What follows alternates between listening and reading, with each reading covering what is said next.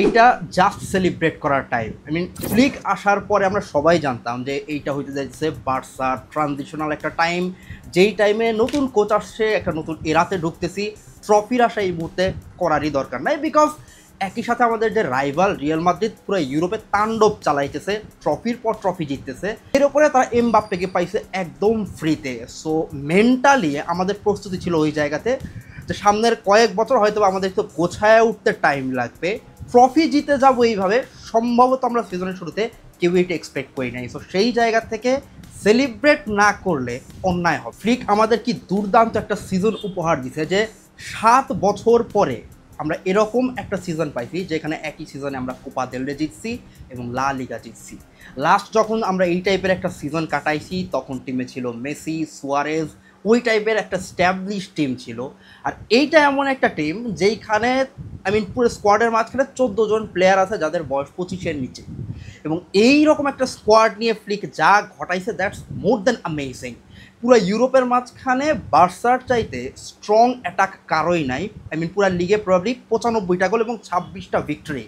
Can even imagine যে এই টাইপের একটা টিম যাদের মাঝখানে স্ট্যাবিলিটি নাই, বয়স এখনও পর্যন্ত কম, আমরা কেউ সিজনের শুরুতে এটা এক্সপেক্ট করি না। এবং যেই কারণে আমি বারবার বলি, yes we need to celebrate it.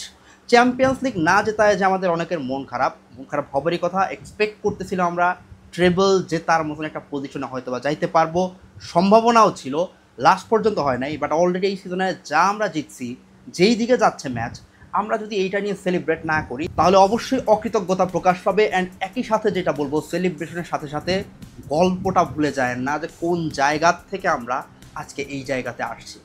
Flick join করার পরে সবচেয়ে বড় যে ইম্প্যাক্ট আমরা দেখতে পাইছি সেটা হচ্ছে প্লেয়ারদের মাঝখানে ট্রাস্ট। প্রত্যেকটা ইন্ডিভিজুয়াল প্লেয়ারকে মনে হয়েছে সে তার আগের যে সিজন, আগের যে ভার্সন, তার সাথে খানিকটা updated version. Look at Raphinha. গত সিজনেও আমরা বারবার দেখতেছিলাম সে অভিযোগ করতেছে আমার 60 মিনিটের পরে মুখস্থভাবে তুলে নিচ্ছে, নাথিং অ্যাগেইনস্ট জাভি, বাট মনে হইতেছে যে তাকে লিমিট করে রাখা হচ্ছে। And number speaks. এই সিজনে অলরেডি 28 গোলে কন্ট্রিবিউশন, যেটা গত সিজনের তুলনায় 3 গুণ বেশি। নট অনলি রাফিনহা, লেভানডস্কির দিকে তাকাইলেও যে আমরা যেটা দেখি, বয়স 36 হয়ে গেছে। আমরা এই সিজনের শুরুতেও মনে হইতেছিল যে এর দিয়ে চলবে না।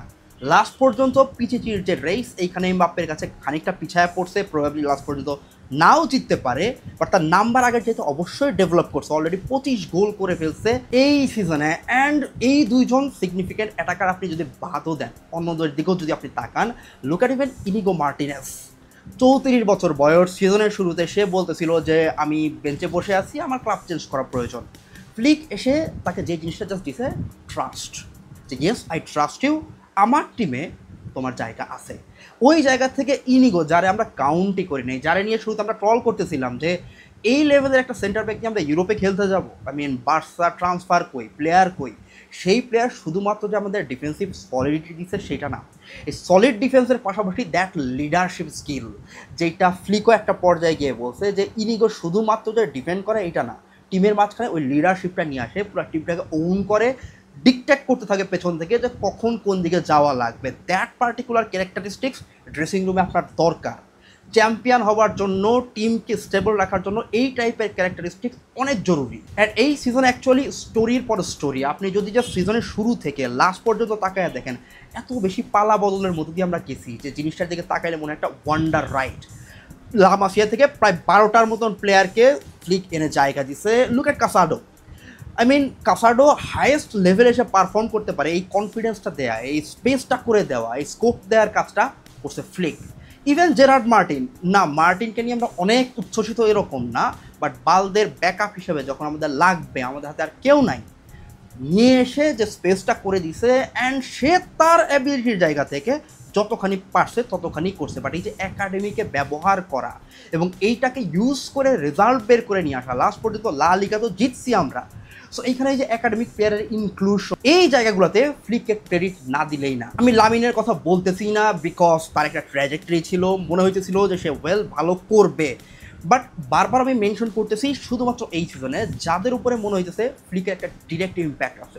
Look at Frenkie de Jong. সিজনের শুরুতে খেলতে পারে নাই, ইনজুরিতে ছিল, মাঝখানে যখন ব্যাক করছে, ইনফ্যাক্ট গত ট্রান্সফার উইন্ডোতেও জানুয়ারিতেও কথাবার্তা হইতেছিল যে এই মিডফিল্ডে ডিয়ংয়ের জায়গা কই। কাসার্ডো খেলতেছে, দরকার নাই, ডিয়ংকে বিক্রি করে দাও, টাকা পয়সা নিয়ে আরেকটা ভালো প্লেয়ার কেন। সেই ফ্র্যাঙ্কি ডিয়ংকে আপনি এখন বাদ দেওয়া দূরের কথা, তার দিকে আপনি আঙ্গুল পর্যন্ত তুলতে পারবেন না, বিকজ ফ্লিকের আন্ডারে হি হ্যাভ অ্যাকচুয়ালি ইমপ্রুভড। তার মনে হইতেছে যে তার যে বল কন্ট্রোলিং, তার যে খেলার টেম্পো কন্ট্রোল করা, ইনফ্যাক্ট তার যে বেস্ট ভার্সন, যেই রোলে সে বেস্ট সুটেড, এই জায়গাটা ফ্লিক তারে করে দিতে পারছে যে this is the role that suits for your profile, এবং তুমি এই জায়গায় খেলতে থাকো। ইভেন পেদ্রি, আমরা এর আগে পেদ্রির ফিটনেস ইস্যু নিয়ে প্রচুর পরিমাণ ভুগছি। পেদ্রি ভালো খেলে, পেদ্রি অসাধারণ প্লেয়ার, এটা আমরা জানতাম আগে থেকেই, নাথিং নিউ। কিন্তু যেই বিষয়টা আমাদের কখনোই হয় নাই সেটা হচ্ছে ফুল ফিট পেদ্রিকে পুরা সিজন জুড়ে পাওয়া। প্রত্যেকবার দেখা যাইতেছে তার ওয়ার্কলোড এত বেশি, সিজনের গুরুত্বপূর্ণ ম্যাচের জায়গাতে সে ইনজুর্ড হয়ে যাচ্ছে, কনসিস্টেন্টলি পারফর্ম করতেছে না বা কনসিস্টেন্টলি খেলতেই পারতেছে না ম্যাচে। কয়েকটা ম্যাচ খেলার পর পর বারবার দেখা যায় একবার এই প্রবলেম ওই প্রবলেম। এইবার পেদ্রি পুরো সিজন জুড়ে খেলছে উইথ ফুল রিদম, তার মনে হয় না যে কমপ্লিটলি ওর্ন আউট হয়ে গেছে, এনার্জি নাই, মাঠে দৌড়াইতেছে, প্রচুর ইফোর্ট দিচ্ছে। সো এই যে ফিজিক্যাল সাইডটা, এই যে ফিটনেসের ইস্যুটা যেইভাবে ফ্লিক আসলে হ্যান্ডেল করছে, দ্যাটস অ্যাপ্রিসিয়েটিং। অ্যান্ড এই যে প্লেয়ারদেরকে ট্রাস্ট দেয়া এবং ট্রাস্ট দেওয়ার সাথে সাথে প্লেয়ারদের মন জয় করে নেওয়া, এই জায়গাতে গিয়ে যে ড্রেসিং রুমে কন্ট্রোল হারায় ফেলছে সেটাও করে নেয়। That beautiful balance he has maintained. আমরা বারবার এরকম শুনছি যে যদি কেউ ট্রেনিংয়ে দেরি করে তাহলে তাকে নিয়ে বেঞ্চে বসায় দিচ্ছে, তার জন্য আলাদা পানিশমেন্টের ব্যবস্থা করছে। কুন্ডের মতন প্লেয়ার যে হেভিলি পরিশ্রম করে, সেও জাস্ট 5-10 মিনিট লেট করে ট্রেনিং আসার কারণে তাকে টিম থেকে পর্যন্ত বাদ দেওয়া হয়েছে। সো ওই যে স্ট্রং কোচ মেন্টালিটি, যে এইটা আমার ড্রেসিং রুম, আমার কথায় চলবে, আমি তোমাদের ট্রাস্ট দিব, বাট তার মানে এই না যে there will be a friendly vibe, তোমরা আমার কথা মানবা না। একই সাথে ট্রাস্ট দেয়া, একই সাথে কন্ট্রোল মেনটেন করা।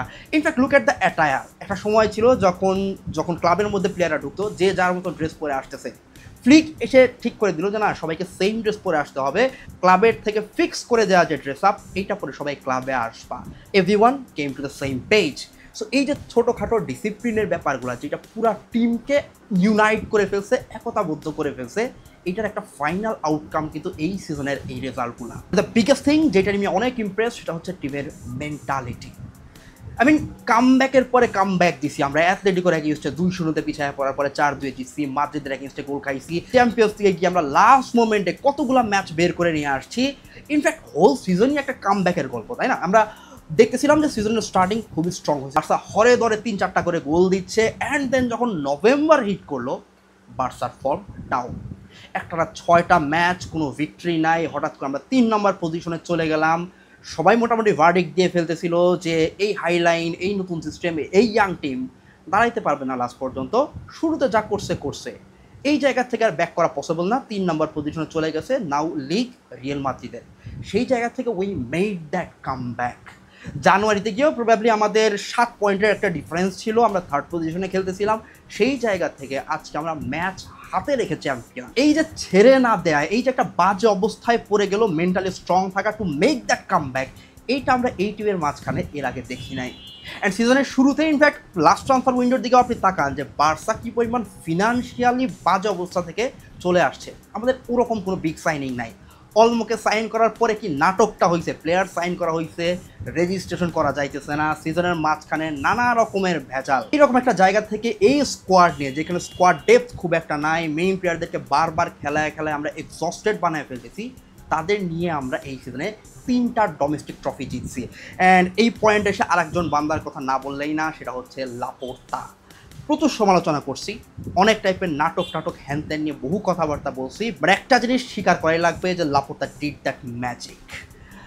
যত সমালোচনাই করি, ইয়েস সে একজন পলিটিশিয়ান, নানা রকমের থিয়েট্রিক্স সে হয়তো বা করে, বিকজ দিন শেষে তার যে প্রেসিডেন্সি এইটা কন্টিনিউ করা লাগবে, যদি সামনে নির্বাচন আসে জিততে হবে, এবং একই সাথে তাকে মিডিয়া, ফ্যান সবাইকে মেনটেন করা লাগে। বাট দিন শেষে এইটা সুনিশ্চিত, আমরা যে ফিনান্সিয়াল বাজে অবস্থা থেকে এই জায়গায় আসছি, এবং যেই টাইপের স্টেপ লাপোর্তা নিছে, যা করছে, সব কিছু অ্যাকচুয়ালি সে ক্লাবকে ভালোবাসে। He loves the club to the core, এই জায়গায় কোনো সন্দেহ নাই। বিকজ যেই জঘন্য অবস্থা থেকে সে লিড করে বের করে নিয়ে আসছে, এইটা যদি চরম লেভেলের ইফিসিয়েন্সি না থাকে তাহলে পসিবল না। অনেক ব্রুটাল ডিসিশন নিতে হয়েছে, অনেক সময় ফ্যানদের গালাগালি সহ্য করা লাগছে, অনেক সময় ইনফরমেশন হাইড করছে। But right now I am convinced, সে যাই করুক না কেন, দিন শেষে তার মাথায় একটা জিনিস ছিল যে যেই কাজটা করলে ক্লাবের ভালো হবে ওইটাই করব। যেই টাইমে সবাই বলতেছিল যে বার্সাকে দিয়ে আর কোনো নতুন প্লেয়ার সাইন করা পসিবল না, সে সাইন করে দেখাইছে। যে সময় বলতেছিল পুরা মনে হইতেছে এভরিওয়ান ইজ এগেইনস্ট আস, প্রত্যেকে আমাদের বিরুদ্ধে যাইতেছে, কোর্টে যাইতেছে, মামলা হইতেছে, মিডিয়াতে নানা রকমের গল্প ছড়াইতেছে, প্লেয়ার আমরা রেজিস্ট্রেশন করতে পারবো না, এই টাইপের কথাবার্তা চলতেছে। But Laporta made that magic, last পর্যন্ত সে এই ক্লাবকে ওইটুকু স্পেস দিছে যেই জায়গাতে সে আসলেই ওয়ার্কআউট করতে পারে, ক্লাবটা থ্রাইভ করতে পারে, লাস্ট পর্যন্ত আমরা জিতে আসছি। সো এই জায়গায় এসে লাপোর্তাকে থ্যাঙ্কস না দিলেই না। অ্যান্ড ভিডিও শেষে জাস্ট একটা জিনিসই বলবো, ইয়েস আমরা 3টা ডোমেস্টিক ট্রফি জিতছি এই সিজনে, বাট আমার কাছে যদি বলি যে সবচাইতে বড় প্রাপ্তি এইটাই যে একজন বার্সা ফ্যান হিসাবে আপনি জাস্ট ইমাজিন করেন ইউরোপের যে কোনো বড় টিমের সাথে আপনার টিমের এই মুহূর্তে খেলা, বার্সার খেলা, আপনি কি আদৌ ভয় ফিল করেন নাকি এক্সাইটমেন্ট ফিল করেন যে ম্যাচটা কেমন হবে? আই ডোন্ট থিঙ্ক যে কারোর মধ্যে এখন ওই ভয়টা আছে যে বার্সার তো এইরকম অবস্থা, এত স্ট্রং একটা টিমের সাথে খেলবো, পারবো তো, গোল খাবো কিনা, কীভাবে হারবো, হিউমিলেটেড হবো কিনা, এই বিষয়টা এই মুহূর্তে নাই। লাস্ট পর্যন্ত আমরা আসলেই হারতে পারি, রেজাল্ট যে কোনো দিকে যাইতে পারে, বাট দ্যাট মেন্টাল সিচুয়েশন যে আমাদের সাথে এখন যাদেরই খেলা হোক না কেন, we feel that confidence, we feel that excitement, না খেলা দেখতে বসবো, there will be something. 1 goal 2 goal খেয়ে যদি আমরা পিছায়ও পড়ি, nothing is impossible, we can make that come back. ওই যে কনফিডেন্সটা নিয়ে আসছে Flick, it is the biggest achievement from this season, because এর চাইতে বড় কিছু হইতে পারে না যে আপনি আপনার ক্লাবের খেলা নিয়ে এক্সাইটেড, আপনি আপনার ক্লাবকে ট্রাস্ট করতে পারেন, আপনি আপনার ক্লাবের যে প্লেইং স্টাইল এইটাকে জেনুইনলি ভালোবাসতে পারেন। এইটা হইতেছে সবচাইতে বড় প্রাপ্তি। এনিওয়ে, ট্রান্সফার উইন্ডো আবার শুরু হইতেছে, সামনে আরও নানা টাইপের রুমার আসবে এবং অনেক টাইপের ট্রান্সফার নিয়ে কথাবার্তাও হইতেছে। সো এগুলো নিয়ে নতুন ভিডিও, অনেক বেশি পোস্ট অবশ্যই দিব। ততক্ষণ পর্যন্ত এনজয় করতে থাকেন ভিস্কা এল বার্সা, দেখা হবে আবার।